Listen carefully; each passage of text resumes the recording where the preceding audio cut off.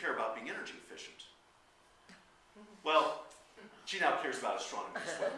And when you go into places like, say, a Lowe's home store, you can actually find lights similar to these that are called good neighbor lights.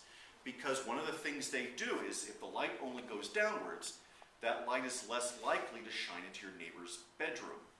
I don't know about you, but I've had neighbors that have done that, and going and knocking on the neighbor's door and saying, hey, can we talk about that light out front of your garage? Is not the most pleasant conversation in the world.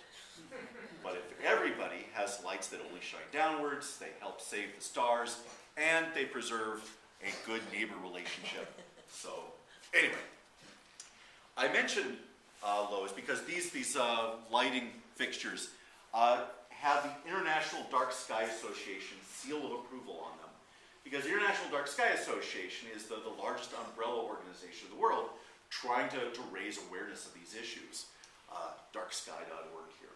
I used to be on their board of directors, so I'm totally impartial when I tell you about what a wonderful organization these folks are.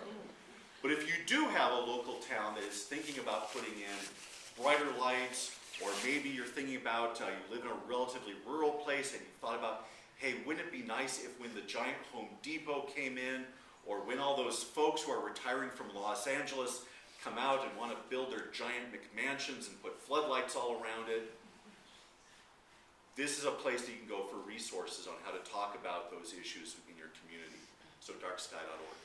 The other reason I mention them is because of this park right here, Natural Bridges National Monument.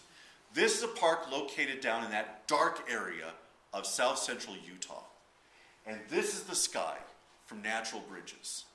Unlike those other parks, the brightest thing in the sky is not some city glow on the horizon, but rather this thing up in the sky itself.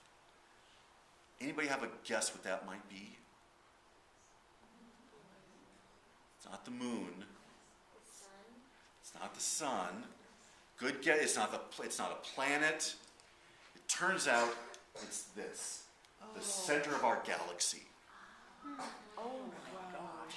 You go and on a moonless night stand in Natural Bridges underneath one of those rock bridges. And if you're there in summer, say July, the brightest thing you will see in the sky is our galaxy itself. And it will be so bright that when your eyes fully adapt to the darkness after about a half an hour, you will see your shadow on the sandstone beneath you. Your shadow cast by the light of 1 billion stars. And I emphasize that letting your eyes adjust.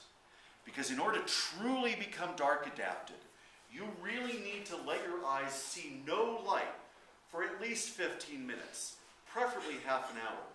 And trust me, if you take your iPhone to look at it and say, well, how long have I been out here?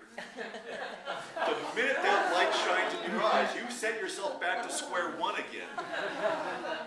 So I know a lot of people have those great apps that tell you what you're looking at. But while that light is shining into your eyes, telling you what you're looking at, you're not really able to see what you're looking at.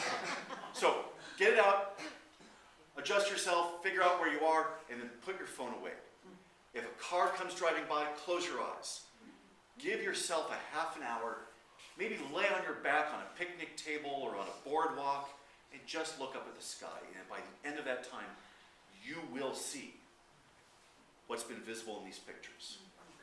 Yes? Is there a dark area of the Milky Way, or a dark area of the sky?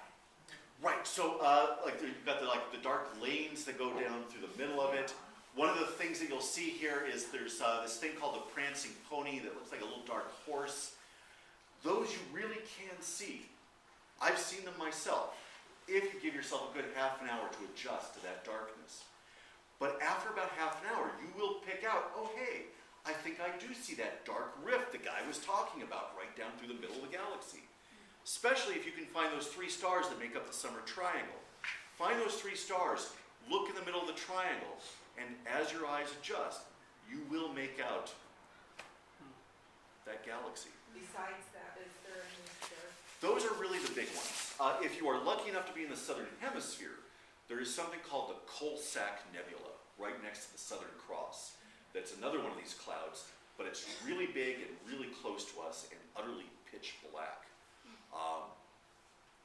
amazing. But you have to go to the Southern Hemisphere to see it, so book your tickets for the summer after the eclipse.